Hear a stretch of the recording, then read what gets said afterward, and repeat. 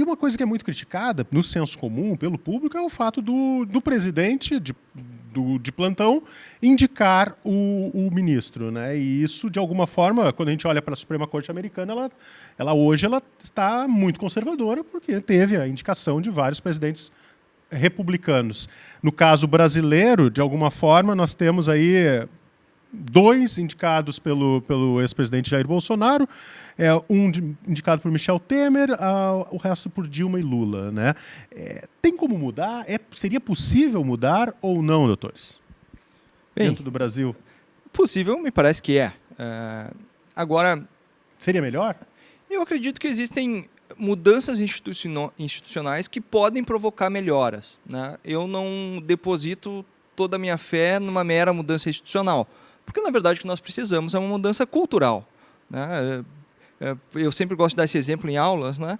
Se nós tivéssemos no Brasil uma cópia da Constituição americana, ou da Constituição da Alemanha, ou da Suíça, ou da Suécia, ou de qualquer país tido como de ponta, isso não mudaria a realidade brasileira, né? Bastaria copiar a Constituição ou as leis para que o Brasil mudasse? Não, né? Então, mudar a instituição, ela é apenas um passo de uma mudança, né?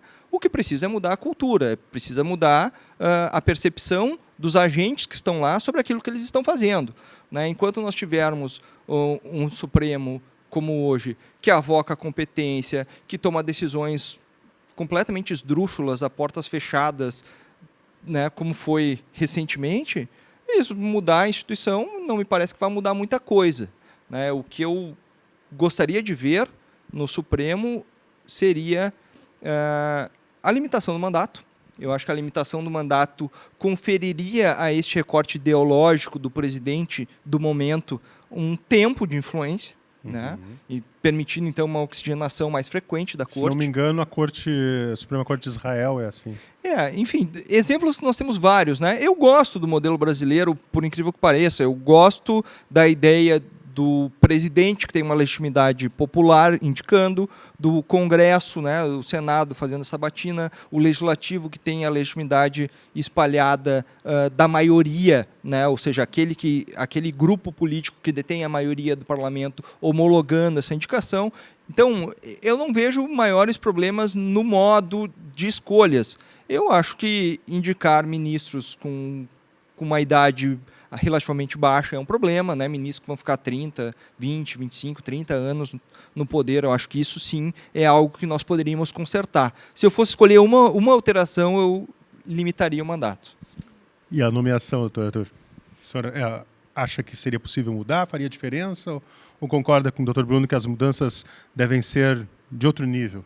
Eu acho que as mudanças podem ser de outro nível. Eu acredito que em relação, principalmente, à nomeação do ministro, ela é uma escolha muito pessoal do presidente da República.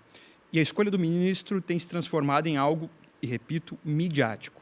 Se nós retornarmos ao início dos anos 2000, a indicação do ministro ganhava uma página, meia página no jornal como a Zero Hora.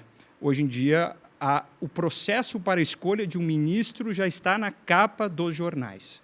E por que isso? Porque o Supremo ganhou relevância cada vez maior, institucional e para a vida das pessoas. Então, eu acredito que o presidente da República deva escolher uma pessoa que, obviamente, seja da sua confiança e que respeite lá os requisitos de reputação ilibada, notável saber jurídico, e o Senado Federal tem essa questão de realizar a sabatina. Em relação à questão dos mandatos, um receio que eu tenho é que, se nós tivermos mandatos, a questão da insegurança jurídica, ainda que vem afrontando o Brasil há muitos anos, possa piorar se a gente tiver uma troca muito significativa de ministros com certa frequência. Talvez o modelo americano, que o Brasil se inspirou, não prevê a aposentadoria compulsória, então não existe a PEC da Bengala nos Estados Unidos. Eu acho que a limitação a 75 anos é um fator bastante importante. E a questão do mínimo de idade, em relação ao que o doutor Bruno havia mencionado, eu acredito que nós possamos chegar num consenso sobre isso. Talvez a minha concepção seja um mínimo de idade, não sei se 50, 55 anos, para impedir que os ministros daqui a pouco não fiquem 40 anos numa cadeira tão importante como do Supremo Tribunal Federal, pudesse ser um fator também bastante importante a ser discutido na sociedade. O notório sabe... Pois não. Me permite interagir um pouquinho aqui, porque acho que, além da limitação do mandato, da idade, né, o doutor levanta um ponto que é o aumento da relevância dessa função. Veja, o aumento da relevância dessa função não aconteceu em função de nenhuma mudança institucional. Né? A composição do Supremo, as suas competências estão na Constituição desde 88. Mas, nitidamente, tivemos mudanças. Né? Essas mudanças se deram em função de uma mentalidade sobre qual é o papel do Supremo. Né? E essa mentalidade está nos próprios ministros.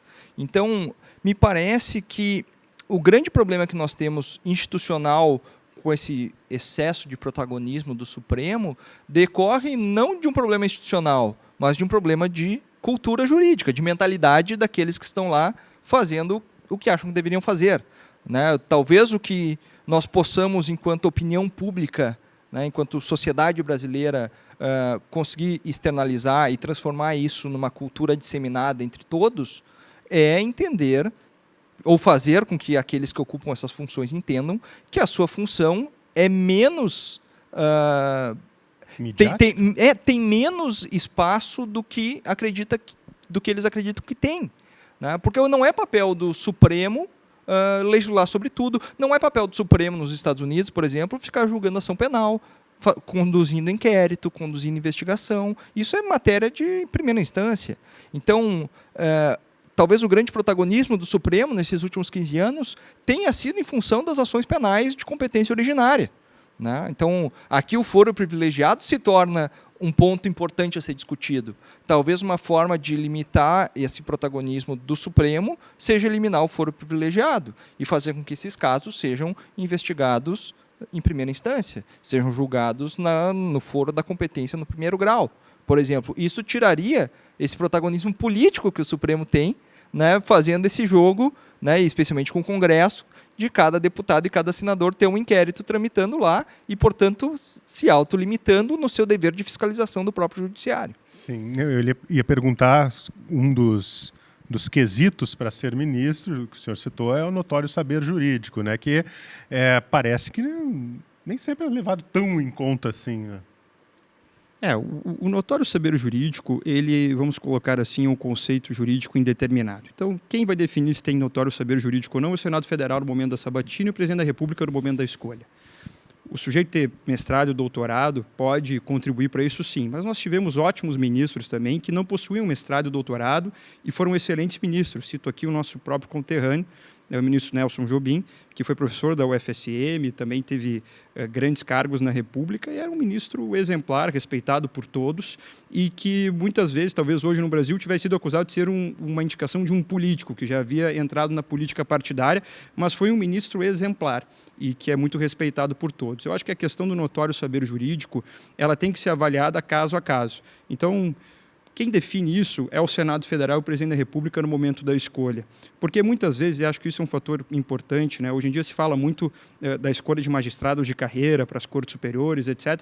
Eu acho que muitas vezes o magistrado de carreira ele tem muito a contribuir, assim como um advogado, assim como um promotor, assim como um delegado, assim como um defensor. Não é pelo fato de ter realizado um concurso público que ele na Suprema Corte ou nas cortes superiores vai ser um juiz menos bom ou melhor do que outra pessoa.